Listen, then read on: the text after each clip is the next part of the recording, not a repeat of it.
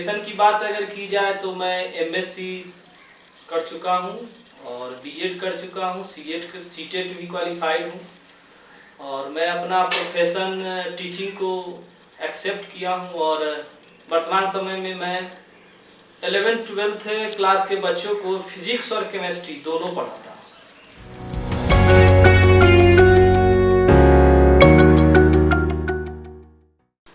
क्योंकि मैं जिस माहौल से आया हूँ, जहाँ से आया हूँ, वहाँ पर बहुत अच्छे टीचर थे नहीं। बचपन में यूँ कहे तो साइंस चाहे मैथ इन सबों का टीचर मुझे नहीं मिलता था, जिस वजह से मेरा जितना प्रोग्रेस होना चाहिए था उस तरह से हुआ नहीं।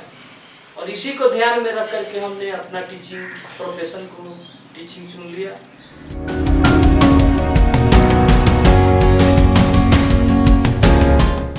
शिक्षा तो हर किसी के लिए इम्पोर्टेंट है, चाहे वो टीचिंग में बंदा प्रोफेशन अपना बनाना चाह रहा हो चाहे नहीं चाह रहा हो, चाहे वो अपने टीचिंग का यूज करके कुछ ऐसा नहीं करना चाह रहा हो। जैसे आप सिंपली आप कह सकते हो कोई हाउसवाइफ है, और अब कोई भी हाउसवाइफ है, गांव समाज में ऐसा कहा जाता है कि हाउसवाइफ जो गृहिणी है उसे पढ़ने लिखने की क्या जरूरत है। ये बिल्कुल गलत है। हर किसी को पढ़ने का राइट है और हर किसी को पढ़ना लिखना और शिक्षा हर किसी के लिए जरूरत है। एक सिंपल सा मैं एग्जांपल देता हूँ। एक गार्जियन थे जिन्होंने अपने बच्चे को, अपनी लड़की को खास करके पढ़ाया लिखाया नहीं और अच्छे घर में उसकी शादी कर दी है।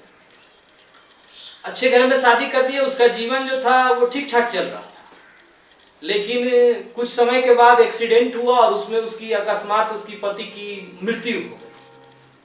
अब वो जो महिला थी वो तो बिल्कुल पढ़ी लिखी नहीं थी, उसे अक्षर तक का ज्ञान नहीं था, उसे बिल्कुल ही शिक्षा नहीं थी, वो ठीक ढंग से किसी से बात नहीं कर पा रही थी। अब उसके अंदर में कॉन्फिडेंस की इतनी कमी हो गई कि अब उसके लिए सरवाइव करना काफी मुश्किल हो गया। इतना अच्छा उसका हस्बैंड जो है इतना अच्छा धन संपत्ति बिजनेस को सेटअप कर दिया था, और वो महिला जो है उसके पास एजुकेशन न होने के कारण फर्दर अब वो जो महिला है अपने हस्बैंड के बिजनेस को प्रोसीड नहीं कर पाई और अंततोगत्वा उसकी इतनी बुरी स्थिति हो गई कि किसी तरह से वो अपना जीवन भरण पोषण कर पाई। तो इसीलिए आप कह सकते हो कि हर किसी के लिए शिक्षा आवश्यक है, हर किसी को पढ़ाना चाहिए, हर किसी को शिक्षा देनी चाहिए। अब हम लोग सिंपली वे में कहते हैं कि शिक्षा केवल पढ़ने लिखने को है, तो ऐसी बात नहीं है। शिक्षा जो है कई तरह से दिए जाते हैं और जिसमें पढ़ना लिखना भी एक इम्पोर्टेंट है। पुराने जमाने में शिक्षा जो दी जाती थी उसमें लिखित शिक्षा नहीं होती थी, जहां पर लोगों को लिख करके नहीं सब सिखाया जाता था, लेकिन उसे रटा करके या उसे समझा करके, जिसको नैतिक ज्ञान वगैरह हम लोग कहते हैं, वो सब दी जाती थी, जिसका भी लोग इस्तेमाल करता था। इसे बहुत सारे ऐसे एग्जाम्पल है जिन्हें अक्षर का ज्ञान नहीं था, लेकिन उनके पास शिक्षा इतनी अधिक थी कि वो बहुत अपना नाम कमाए हैं या बहुत अच्छा काम किए हैं।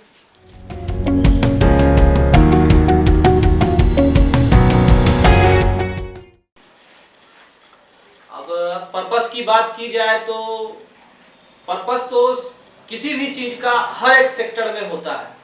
उसी तरीके से आपका टीचिंग जो है, शिक्षा जो है, एजुकेशन जो है, उसका भी अपना पर्पस है। यूँ तो कहे तो सबसे पहले शिक्षा का जो पर्पस होता है वो लोगों को शिक्षित करना होता है, किसी चीज के बारे में बताना होता है, उसे ज्ञान दिलाना होता है। लेकिन इसके अलावा और भी कई सारे पर्पस जो है इसके साथ सब टाइटल के तौर पे जुड़े हुए रहते हैं। जैसे अगर आप कोई भी बंदा अगर शिक्षित है तो आगे चल करके कुछ अच्छा करता है या ये तो जॉब करता है या कोई बिजनेस करता है, बिजनेस में नया दिमाग लगाता है, नए ढंग से बिजनेस को करता है, और जब वो नए ढंग से बिजनेस को करता है तो ओवरऑल जो है किसी कंट्री का जो इकोनॉमी है, अर्थव्यवस्था है, वो मजबूत होती है। कहीं से न कहीं से पैसे आते हैं और पैसे आकर के देश को मजबूत करता है। देश को मजबूत करने के साथ साथ वो बंदा का खुद भी मजबूत होता है। तो अगर इन सेंस में आर्थिक दृष्टि से अगर देखें तो आर्थिक दृष्टि से शिक्षा महत्वपूर्ण है। अगर ज्ञान की दृष्टि से देखते हैं उसको कि एजुकेशन क्यों इंपॉर्टेंट है, तो आप यूं कह लो कि हर किसी को एजुकेशन चाहिए होता है। आप सपोज करें कहीं पे जा रहे हो, यहाँ से अगर आप किसी दूसरे कंट्री जा रहे हो और उसे किसी भी तरह की एजुकेशन नहीं है, एजुकेशन सिंपल वे में है, थोड़ा बहुत पढ़ा लिखा है, बहुत पढ़ा लिखा हुआ नहीं है, तो अपनी बातों को, अपने एक्सप्रेशन को वो दूसरे लोगों के सामने में जाहिर नहीं कर पाता है। ऐसी परिस्थिति में उसके सामने में बहुत बड़ा संकट जनरेट हो जाता है, हर तरह का संकट जनरेट हो जाता है, उसके लिए सरवाइव करना मुश्किल हो जाता है। ऐसी परिस्थिति में अगर उसे एजुकेशन रहता है, यूं कहे उसे ज्ञान है, तो उस विकट परिस्थिति में भी वो अपने आप को सरवाइव कर लेता है। तो ये तो हो गए पर्पस। और भी इसके सामाजिक दृष्टिकोण से भी आप इसका पर्पस देख सकते हैं। अगर एक समाज में जितने सारे लोग हैं सभी के सभी एजुकेटेड हैं, तो उन्हें जो काम करने का जो ढंग है, रहने का जो ढंग है, एक दूसरे के साथ इंटरेक्ट करने का जो ढंग है, वो अलग ढंग का होता है। आप देखे होंगे बड़े बड़े शहरों में कॉरपोरेट बस्तियां होती है, जहां पर बड़े बड़े मतलब अधिकारी लोग रहते हैं, और उसमें किसी ऐसे लोगों को आने नहीं देते हैं जो जिनका एजुकेशन कम हो जाए, उनके शिक्षा का लेवल कम हो। भले उसके पास पैसा हो, लेकिन अगर उनको शिक्षा नहीं है तो वो चाहते हैं कि ये इस जो सोसाइटी जो वो बनाते हैं उसमें वो ना आए। क्यों? क्योंकि उस सोसाइटी में जितने सारे लोग हैं उन सब का दृष्टिकोण अलग है, इलेबोरेटेड है, वो लोग बहुत दूर की सोचते हैं, और इसी कारण से उसके जितने सारे जो उसके ऑफस्प्रिंग है, चाहे उनके जो बाल बच्चे हैं, उनको एक नए ढंग का विजन मिलता है और वो बहुत अच्छा करते हैं। बहुत सारे ऐसे समाज में है जहां पर शिक्षा नहीं होता है, बहुत सारी ऐसी सोसाइटी है जहां पर शिक्षा नहीं होता है, तो वहां पर अगर किसी के पास अच्छा कुछ है भी तो कुछ वो बड़ा नहीं कर पाता है। इसीलिए शिक्षा जो है हर मायने में जरूरी है। हमें आपको हर किसी को किसी साइंटिस्ट ने भी कहा था, जैसे मान हमारे एपीजे अब्दुल कलाम हैं जो भारत के राष्ट्रपति रह चुके हैं, उन्होंने शिक्षा को बहुत अहमियत देते हुए शिक्षा को 3 चीजों से जोड़ा था। एक एजुकेशन से जोड़ा था जिसमें ज्ञान का बहुत बड़ा रोल है, और इसके अलावा उसको इकोनॉमी से जोड़ दिया था, और तीसरा विजन से जोड़ दिया था, और यूं कहे तो आपको कंट्री के प्रोग्रेस से जोड़ दिया था। उनके अनुसार से ये एजुकेशन जो है हर किसी के लिए इम्पोर्टेंट है, और हर अगला जो कुछ भी हम काम करते हैं उन सबों में एजुकेशन का अपना एक रोल हो जाता है, और ये उसका बहुत बड़ा कह सकते हैं कि ये पर्पस है। अगर स्कूल ना होता तो आज हम यहाँ नहीं होते, आप हमारे सामने में नहीं होते। ये एजुकेशन ही है जो आपको मेरी तरफ खींच करके लाई है ना।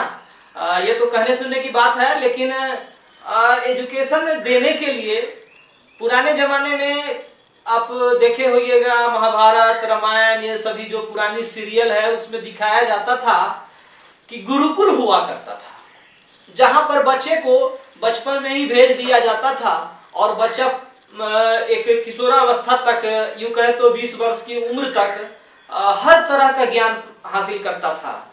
चाहे वो नैतिक ज्ञान हो, चाहे वो राजनीतिक ज्ञान हो, चाहे वो अस्त्र शस्त्र चलाना हो, यूं कहे तो धनुर्विद्या हो गई, गदा चलाना हो गया। अभी महाभारत सीरियल में आप देखे होंगे, इन सबों को गुरुकुल में सिखाया जाता था।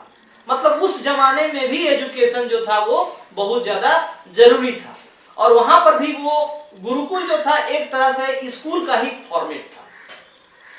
उस समय में गुरुकुल में होता था कि माँ बाप से अलग रह करके बच्चे एजुकेशन हासिल करते थे, और आज जो है वो बच्चे जो है माँ बाप के साथ रह करके एजुकेशन हासिल करते हैं, और एजुकेशन हासिल करने के लिए उन्हें स्कूलिंग कराई जाती है, जहाँ पर हर तरह का बच्चों का विकास होता है, मानसिक विकास होता है, नैतिक विकास होता है, सामाजिक विकास होता है, उसके अंदर में सांस्कृतिक विकास होता है, कल्चरल उसमें डेवलपमेंट आता है। और अगर स्कूल नहीं रहेगा तो इन सबों तरह का विकास जो है आप उसकी कल्पना नहीं कर सकते कि इस तरह का विकास उसमें होगा। क्योंकि जब तक एक बच्चा है जिसे छोटी उम्र में हम लोग स्कूल भेज देते हैं, जो चीजें स्कूल में सिखाई जाती है जैसे मान लेते हैं उसमें लेसन का ज्ञान दिया जाता है, मैथ पढ़ाया जाता है, फिजिक्स पढ़ाया जाता है, केमिस्ट्री पढ़ाया जाता है, बायोलॉजी पढ़ाया जाता है, अलग अलग सब्जेक्ट पढ़ाए जाते हैं। लेकिन केवल सब्जेक्ट पढ़ाना ही इनफ नहीं होता है। अगर हम ये सब्जेक्ट की बात करें तो हम एक ट्यूटर रख करके घर में भी बच्चे को ये सारी चीजें पढ़ा दे सकते हैं, लेकिन जो काम स्कूल करता है वो घर में रख करके हम इतनी सारी चीजें नहीं करा सकते हैं। बच्चों के अंदर कॉन्फिडेंस नहीं ला सकते हैं। जो बच्चा एक दूसरे के साथ इंटरेक्ट करता है, अगर उसको माहौल मिलेगा ही नहीं, कोई दूसरा बच्चा मिलेगा नहीं, अलग मेंटेलिटी का बच्चा मिलेगा नहीं, अलग समाज से आए हुए बच्चे से वो इंटरेक्ट नहीं करेगा, तो फ्यूचर में क्या होगा? वो किसी से बात करने में झिझकेगा, वो किसी से इंटरेक्ट करने में झिझकेगा। ये सारी बहुत सारी परेशानियां उसके अंदर में जनरेट हो जाएगी। तो अगर इन सब का ट्रीटमेंट करना है, यूं कहे कि बच्चों में इस तरह का प्रॉब्लम ना आए, तो हमें स्कूलिंग जरूरी होती है। स्कूलिंग हर स्तर का होता है, प्राइमरी लेवल का, मिडिल लेवल का, हाई लेवल का, हायर सेकेंडरी लेवल का, और उसके ऊपर भी बहुत सारा स्कूलिंग कराई जाती है। इसीलिए हम तो कहेंगे कि स्कूलिंग जो है वो बहुत ज़्यादा जरूरी है। आप सारी चीज़ें ज्ञान, अगर उसको किताबी ज्ञान है, किताबी ज्ञान तो आप दे सकते हो घर में आप चाह लो तो, लेकिन उसे जो कल्चरल उसके अंदर में ज्ञान है, चाहे और भी सारी चीजें, कॉन्फिडेंस की बात की जाती है, आत्मविश्वास की कमी, विश्वास को डेवलपमेंट कराने की बात की जाती है, तो वो सभी घर में संभव नहीं है। और इन सबों के साथ साथ स्कूल में जैसे खेल कूद का प्रतियोगिता कराया जाता है या खेल कूद के बारे में लोगों को सिखाया जाता है, तो खेल कूद भी जो है वो बच्चों के लिए बहुत ज्यादा इंपॉर्टेंट हो जाता है। खेल कूद करने से बच्चों के अंदर में जो कहते हैं कि यूं कहे तो बच्चों के अंदर में नेतृत्व की क्षमता का विकास करता है, उसमें लीडरशिप आ जाता है। अगर खेलकूद जैसा आयोजन अगर न कराया जाए, बच्चों को कल्चरल प्रोग्राम में नहीं शामिल कराया जाए, तो उसके अंदर में ये लीडरशिप जो होती है वैसी भावना न रह जाएगी, और वो बच्चा जिंदगी भर जो है किसी से बात करने में डरेगा, हिचकेगा। तो इन सबों को अगर दूर करना है तो हाई स्कूल तो जरूरी है। अगर स्कूल आप नहीं देंगे तो इस सब की कल्पना जो है नहीं की जा सकती।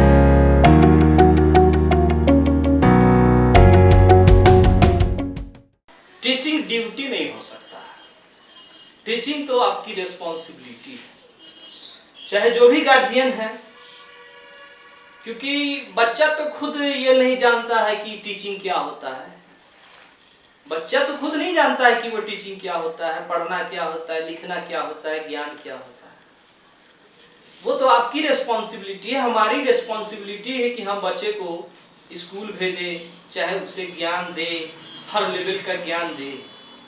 जब तक आप बच्चे को एक लेवल तक आप नहीं पहुंचाते, आप ऐसे कहो तो प्राइमरी और हायर एजुकेशन तक उसको, प्राइमरी और सेकेंडरी एजुकेशन तक आप उसको नहीं देते हो, तब तक बच्चा ये नहीं समझ पाता है कि पढ़ना क्यों जरूरी है। इसीलिए ये हमारी रिस्पॉन्सिबिलिटी है। अगर हमें अपने फ्यूचर को दुरुस्त करना है, हमें अपना फ्यूचर को उज्जवल करना है, कंट्री को हर मायने में मजबूत बनाना है, तो ऐसी परिस्थिति में हर किसी को ये रिस्पॉन्सिबिलिटी लेनी होगी कि हम हर किसी वार्ड को, हर किसी बच्चे को ज्ञान दे, एजुकेशन दे, शिक्षित करें और उसे आत्मनिर्भर बनाएं। इसीलिए एजुकेशन जो है वो रिस्पॉन्सिबिलिटी है हर एक बड़े को, या हर किसी जो एजुकेटेड पहले से हैं उनकी रिस्पॉन्सिबिलिटी बनती है कि वो दूसरे को एजुकेटेड करे।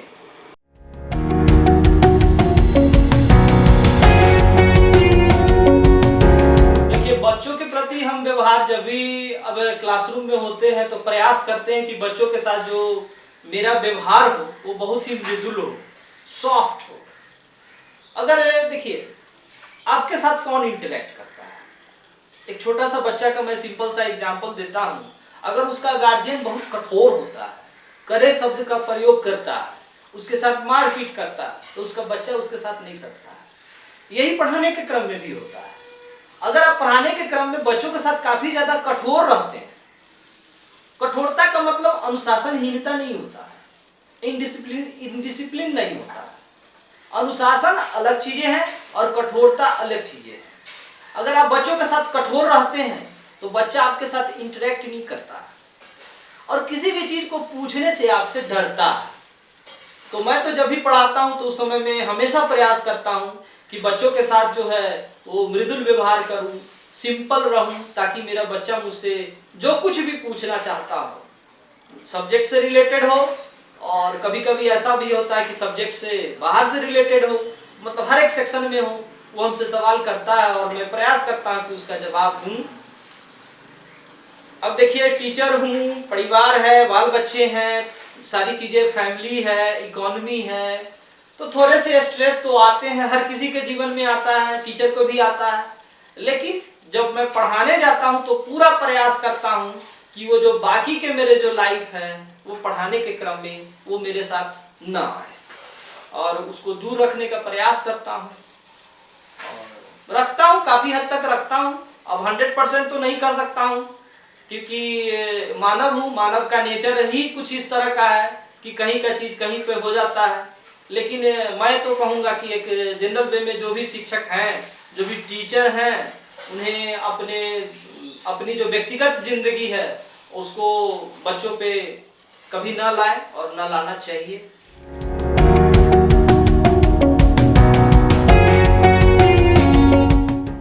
ऐसा होता है कि क्लास में दो तरह के बच्चे होते हैं। एक ऐसा बच्चा होता है जिसका आईक्यू लेवल काफ़ी ज़्यादा होता है, आप चीज़ों को एक बार समझाते हो और वो उसको पकड़ लेता है, समझ जाता है, जो कुछ भी आप उसको लेसन देते हो इजी वे में कर लेता है क्योंकि उसका आईक्यू लेवल अधिक होता है। और कुछ ऐसे बच्चे होते हैं जिसका आईक्यू लेवल नहीं अधिक होता है। अब उसके आईक्यू लेवल नहीं अधिक होने में कई सारे रोल अदा करते हैं। जैसे बच्चे का कोई जरूरी नहीं है कि उसका आप जो पढ़ा रहे हो उसी में उसका इंटरेस्ट हो। बहुत सारे ऐसे बच्चे हैं जिन्हें संगीत में इंटरेस्ट होता है, खेल कूद में इंटरेस्ट होता है, मतलब अलग सेक्शन में उनका जो परफॉर्मेंस होता है वो काफ़ी अच्छा होता है, लेकिन जो किताबी ज्ञान है उसमें उनका परफॉर्मेंस थोड़ा सा कमजोर होता है। तो पांचों उंगली तो बराबर होती नहीं है, ये तो जग जाहिर है। जो बच्चे किताबी नॉलेज में अच्छे होते हैं उनका लोग कहते हैं कि उनका आईक्यू लेवल अधिक होता है, लेकिन कोई जरूरी नहीं है कि जो बच्चे किताबी रूप से स्ट्रांग नहीं है उनका आईक्यू लेवल अधिक नहीं हो, ये भी कोई जरूरी नहीं है। हो सकता है कि उनका किताबी ज्ञान कम हो, लेकिन जब किताबी ज्ञान उनका कम होता है तो दूसरे सेक्शन में वो अच्छे होते हैं, ऐसा देखा गया है। लेकिन एज ए टीचर जब मैं क्लासरूम में होता हूँ तो जो भी वीक स्टूडेंट है, जिनका आईक्यू लेवल कम होता है या जो लेसन को जल्दी कैच नहीं कर पाते हैं, तो मेरा प्रयास रहता है कि मैं उन्हें दोहराऊं, चीज़ों को समझाने का प्रयास करूं, उन चीज़ों को उदाहरण के माध्यम से, चाहे उन्हें कोई और ढंग से इजी बनाऊं ताकि वो भी पकड़े और वो भी समझ जाए और वो भी अपना लेसन जो है वो इजी वे में करे। ये पूरा प्रयास रहता है, हर एक शिक्षक को ऐसा करना चाहिए।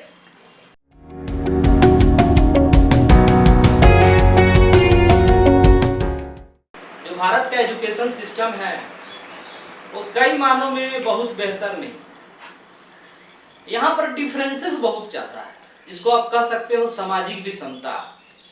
जो अमीर के बच्चे होते हैं उन्हें बहुत अच्छी एजुकेशन मिलते हैं, जो हमारे गरीब के बच्चे होते हैं उन्हें उतने अच्छा एजुकेशन नहीं मिलता है। क्योंकि हमारी जो अर्थव्यवस्था है वो मिश्रित है, इसीलिए यहाँ पर दोनों तरह की व्यवस्था होती है। एक गवर्नमेंट अपने तरफ से व्यवस्था करती है एजुकेशन का, और दूसरी व्यवस्था जो है वो प्राइवेट सेक्टर करता है। प्राइवेट सेक्टर पैसे लेते हैं और अच्छी व्यवस्था करते हैं, मेरा जैसा कि मानना है। गवर्नमेंट सेक्टर में है वो मेरा भी जो अपना पर्सनल ओपिनियन है, व्यक्तिगत राय है, वो बहुत अच्छा एजुकेशन नहीं दे पाते हैं। अब उसके कई कारण हो सकते हैं। कारण में सबसे पहले हो सकता है कि कोई पार्टिकुलर जो स्कूलिंग कराते हैं, स्कूल कराते हैं, वो स्कूल में स्कूल के टीचर से, चाहे स्कूल से बहुत तरह के काम लिए जाते हैं। दूसरा, नेशनल हॉलीडे वगैरह इतनी अधिक होती है कि वो पूरी तरह से एजुकेशन जिस तरीके से प्राइवेट स्कूल वगैरह दे पाते हैं उस तरह से वो नहीं दे पाते हैं। और देशों में ऐसी बात नहीं है, वहाँ पर प्राइवेट और गवर्नमेंट दोनों जगह एक ही तरह का एजुकेशन मिलता है। ज़्यादातर तो हम कहें कि वो जो गवर्नमेंट सेक्टर है वही ज़्यादा वहाँ का मजबूत होता है। लेकिन इंडिया में ऐसी व्यवस्था नहीं है। यहाँ पर जो हमारा प्राइवेट सेक्टर है वही अच्छा एजुकेशन दे पाता है।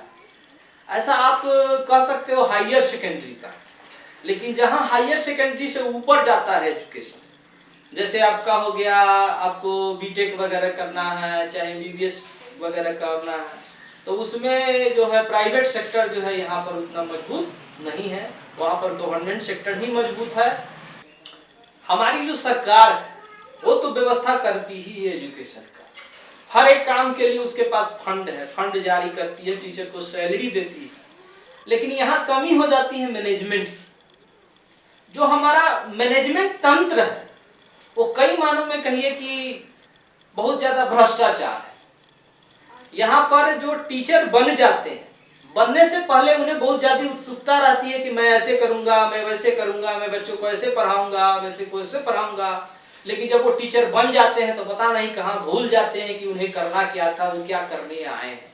बस उनकी ये इतनी भर रोल रह जाती है कि बस स्कूल में आना है, अटेंडेंस बनाना है और पूरी सैलरी पाना है। बाकी वो जो उनकी रिस्पॉन्सिबिलिटी होती है, जो उन्हें सिखाया जाता है, जब वो बीएड कर रहे होते हैं, एमएड कर रहे होते हैं, तो वहाँ पर उन्हें सिखाया जाता है कि आपकी क्या रिस्पॉन्सिबिलिटी है, आप किस काम के लिए जा रहे हो, आपको क्या करना है, ये सब भूल जाते हैं। अब बस वहाँ उनका बस इतना ही मात्र रोल रह जाता है कि बस अटेंडेंस बनाना है और पूरी सैलरी पाना है। तो ये सिस्टम में सुधार लाने की जरूरत है। ये जो मैनेजमेंट तंत्र है जो भ्रष्ट हो चुका है, इस मैनेजमेंट तंत्र को दुरुस्त करना है। इसमें अगर यूं कहे तो सरकार का बस मैनेजमेंट तंत्र को सुधारने की जरूरत है, बाकी चीजें उसमें सुधार करने की जरूरत नहीं है। सरकार के पास पूरी अच्छी इंफ्रास्ट्रक्चर है, ऐसी नहीं है कि प्राइवेट सेक्टर से गवर्नमेंट सेक्टर का इंफ्रास्ट्रक्चर कमजोर है, काफी मजबूत होता है इंफ्रास्ट्रक्चर गवर्नमेंट सेक्टर का। लेकिन बस यही है कि जो जिसको वो नियुक्त करते हैं काम के लिए, वो काम ढंग से करते नहीं है। मैं चाहूंगा कि सरकार जो है इसमें एक ठोस कदम उठाए और जो एजुकेशन सिस्टम है उसको और मजबूत करे, ताकि सबका साथ हो, सबका विकास हो।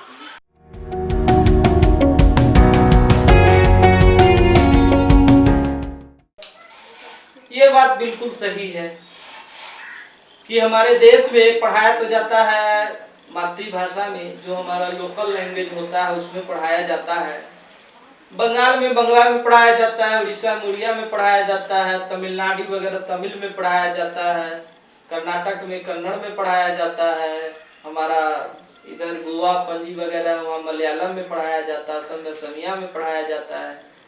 बिहार, उत्तर प्रदेश, चाहे जितने सारे हिंदी भाषी क्षेत्र हैं वहाँ पर हिंदी में पढ़ाया जाता है, जो सरकारी लेवल का स्तर है। लेकिन जैसे ही ये प्राइमरी और सेकेंडरी लेवल की मैं बात कर रहा हूँ, लेकिन जैसे ही सेकेंडरी से आप ऊपर पहुँचते हो, हायर सेकेंडरी में जाते हो, कॉलेज लेवल में जाते हो, ये सारी चीजें अंग्रेजी में कन्वर्ट हो जाती है। अब देखिए, मैं खुद अपनी बात करता हूँ, 10th तक मैं हिंदी मीडियम में पढ़ा और 11th जो आपको हायर सेकेंडरी है यहाँ से मुझे अंग्रेजी में पढ़ना पड़ा। इसके कई कारण थे। टीचर इंग्लिश में अवेलेबल थे, हिंदी में नहीं अवेलेबल थे, किसी भी टीचर के पास हिंदी में बैच नहीं थे। दूसरी जो कॉलेज है वहाँ पर हिंदी में नहीं पढ़ाई होती थी, अंग्रेजी में पढ़ाई होती थी। जो किताबें थी, ज्यादातर जितने अच्छे पब्लिशर्स थे उनकी किताबें हिंदी में नहीं अवेलेबल, अंग्रेजी में अवेलेबल है। मतलब 10th तक हिंदी में पढ़ो, मातृभाषा में पढ़ो, उसके बाद अंग्रेजी में कन्वर्ट हो जाओ। ये हर सेक्टर में है, बिजनेस सेक्टर में है, पॉलिटिक्स में है, आप जितने सारे गवर्नमेंट ओरिएंटेड सेक्टर है उन सबों में जितने सारे कामकाज होते हैं, जितने सारे करस्पॉन्डेंस होते हैं, वो सभी अंग्रेजी में होता है। लेकिन दुर्भाग्य कहिए भारतवर्ष का कि 10th तक जो आपका सेकेंडरी एजुकेशन तक है, यहाँ तक इंग्लिश को बहुत ज्यादा बढ़ियता जो है गवर्नमेंट सेक्टर में नहीं दी जाती है। प्राइवेट सेक्टर में दी जाती है लेकिन गवर्नमेंट सेक्टर में नहीं दी जाती, लेकिन देना चाहिए। सरकार को भी जो है अपने सिलेबस को इस ढंग से बनाना चाहिए कि जिसमें इंग्लिश का बहुत ज्यादा रोल हो। क्यूरिकुलम 2005 में जो आपका क्यूरिकुलम होता है, एजुकेशन क्यूरिकुलम जो होता है 2005 में इस पर मतलब जोर दिया गया है, जिसमें अंग्रेजी को ज्यादा महत्व दिया जाए। अंग्रेजी में बहुत सारी हमारी जो सरकारें हैं, जैसे यूपी की सरकार है वो पहले अंग्रेजी में पास होना जरूरी नहीं था, अब पास होना जरूरी है, ऐसा सिलेबस बनाया, सुधार किया, लेकिन इतना सुधार जो है वो काफ़ी पर्याप्त नहीं है, और भी ज़्यादा सुधार की आवश्यकता है। मैं गवर्नमेंट सेक्टर से चाहे जितने सारे इसके आला अधिकारी हैं उनसे मैं ये मेरा जो पर्सनल है गुजारिश है कि इसमें सुधार करें और कुछ इस तरह का बनाए ताकि बाद में बच्चों को दिक्कत ना हो, क्योंकि काफ़ी ज़्यादा दिक्कत होती है हिंदी से अंग्रेजी में आना, चाहे जो आपका लोकल लैंग्वेज है उससे अंग्रेजी में आना, कोई काम काज करना, वो काफ़ी ज़्यादा तकलीफ दे। बहुत सारे आपका सेक्टर है, जैसे साइंस सेक्टर है, इनोवेशंस हैं, चाहे जितने सारे रिसर्च वगैरह हैं, ये सभी में अंग्रेजी का बहुत बड़ा रोल है। ये सारी चीज़ें अंग्रेजी में होती है, लेकिन आप प्राइमरी चाहे सेकेंडरी लेवल तक पूरे इंडिया में हर स्टेट्स में जो हर स्टेट की सरकारें हैं वो अंग्रेजी पर बल नहीं देती है, जोर नहीं देती है, उन्हें जोर देने की जरूरत है, ठीक है, ताकि बाद में चल करके लोगों को दिक्कत ना हो, जो विद्यार्थी हैं उनको दिक्कत ना हो, वो इजी वे में एक दूसरे के साथ इंटरेक्ट कर पाएं, चीज़ों को अच्छी तरह से समझ में आए, क्योंकि पूरी दुनिया अंग्रेजी पर निर्भर है। अब हम अंग्रेजी को अपने ढंग से नहीं ढाल सकते, हम ही को अंग्रेजी के अकॉर्डिंग ढालना पड़ेगा, क्योंकि हर चीज़ अंग्रेजी में अवेलेबल है, इंग्लिश में अवेलेबल है। अगर अब हम उसको अपनी तरफ ढालना चाहे तो उसमें बहुत ज़्यादा काम करना पड़ेगा, लेकिन हमें अंग्रेजी में जाना है तो उसमें कम काम करना पड़ेगा। इसीलिए मैं चाहूँगा कि अंग्रेजी पर सरकार जोर दे।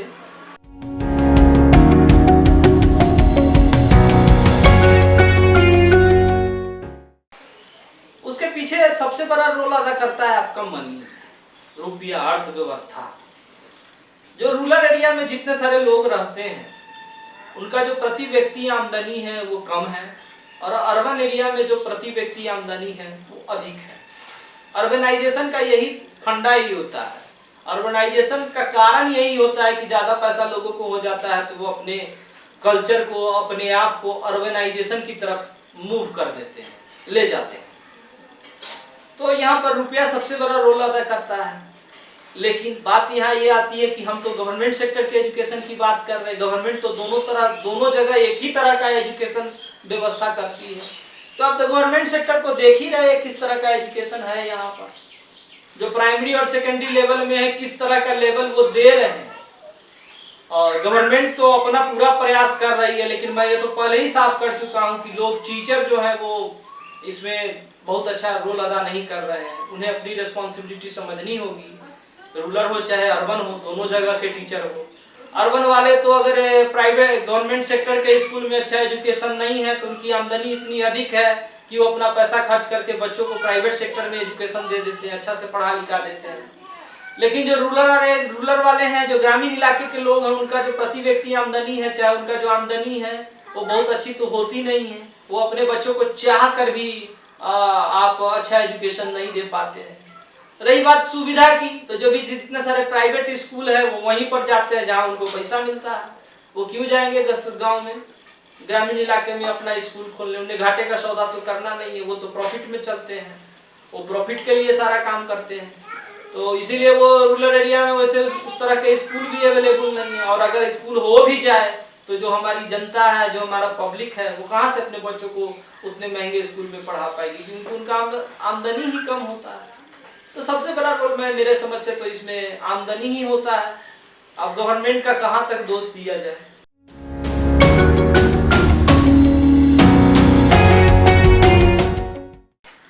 देखिए, आपका जो क्यूरिकुलम होना चाहिए कैसा होना चाहिए, तो क्यूरिकुलम जब कभी भी बनाया जाना चाहिए तो उनमें सब चीज को शामिल कर किया जाना चाहिए। हमारे देश में जो है ये मुख्यतः देखा जाता है कि क्यूरिकुला जो है बस लोगों को एजुकेट कर दो, अक्षर का ज्ञान दे दो, उसी पर ज्यादा फोकस किया जाता है। नहीं, ऐसा नहीं होना चाहिए।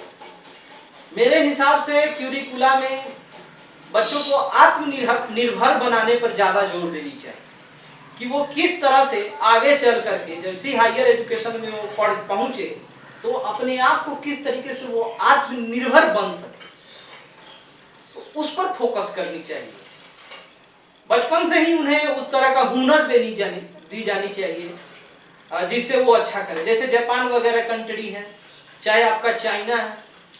यहाँ पर क्या है, यहाँ पर एजुकेशन में बच्चों को बचपन से ही सारी चीजें सिखा दी जाती है कि देखो भाई ये पेन है, पेन कैसे बनाया जाता है, ये मोबाइल है इसको किस तरीके से इंस्टॉल किया जाता है, ये देखिए उसका स्पीकर है किस तरह से इंस्टॉल किया जाता है। मतलब इसकी एक अलग से क्लास होती है वहां पर, और बच्चे वहीं पर ये सारी चीजें सीख जाते हैं। और सीख जाते उसके बदले में उनको जो कंपनियां जिससे वो ओरिएंटेड रहती है स्कूल, वो अपना कुछ प्रोडक्ट ला करके रखती है, और वो प्रोडक्ट बनाने के लिए रॉ मटेरियल रखती है। वहां पर बच्चे 1 घंटा 2 घंटा काम करते हैं, और काम कर करके उस चीजों को इंस्टॉल करते हैं। इसमें बच्चे सीख भी जाते हैं और कंपनी का भी काम हो जाता है। कंपनी उसके एवज में जो पैसा देती है वो बच्चों के फी में चला जाता है या स्कूल के प्रोग्रेस में चला जाता है। तो इस तरह का सिस्टम कुछ इंडिया में होनी चाहिए। हाँ, आप कहिएगा कि हम चाइना की नकल कर रहे हैं, ये नकल नहीं है। उन्होंने अपने एजुकेशन सिस्टम को इस लायक बनाना है कि आज चाइना हो चाहे अमेरिका हो, उसका बहुत बड़ा बोलबाला है हर एक सेक्टर में। तो आप इस तरह का इंडिया में भी होनी चाहिए। लोगों को भरसक पूरा प्रयास करना चाहिए एजुकेशन सिस्टम को कि बच्चे को हम आत्मनिर्भर बनाएं। मतलब जब कभी भी क्यूरिकुलर डिसाइड होनी चाहिए, जो क्यूरिकुलम बननी चाहिए पाठ्यक्रम, उन सब चीजों में ये सभी चीजें शामिल की जानी चाहिए। जहाँ पर बच्चे जो है स्कूल से निकले, हायर एजुकेशन जैसे ही कंप्लीट करे, वो अपने पैरों पर खड़ा हो सके। हमारे देश में ऐसा नहीं है। हमारे देश में है कि पहले आप सेकेंडरी तक एजुकेशन लो, मुफ्त में ही सही, लेकिन उसके बाद फिर आप कभी इस पर सोचो। और तब तक शायद ज्यादा वक्त निकल चुका होता है, बच्चे की मानसिकता बदल चुकी होती है, और वो उस तरह से काम नहीं कर पाते।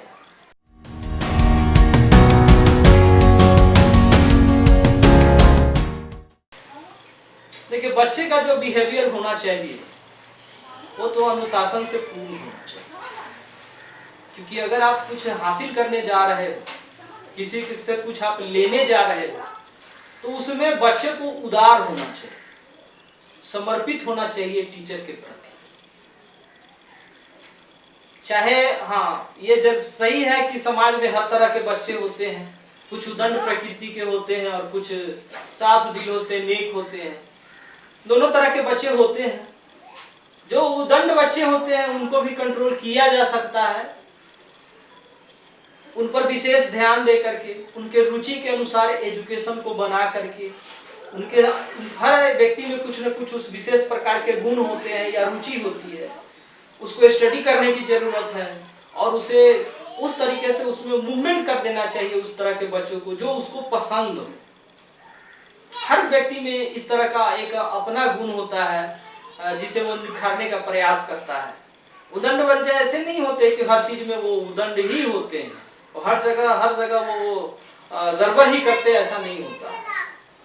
हाँ, ये जरूर है कि उन्हें वो किताबी नॉलेज जो लेने के लिए उनको बाधित किया जाता है, उसमें उनका इंटरेस्ट कम रखता है, ये सही है।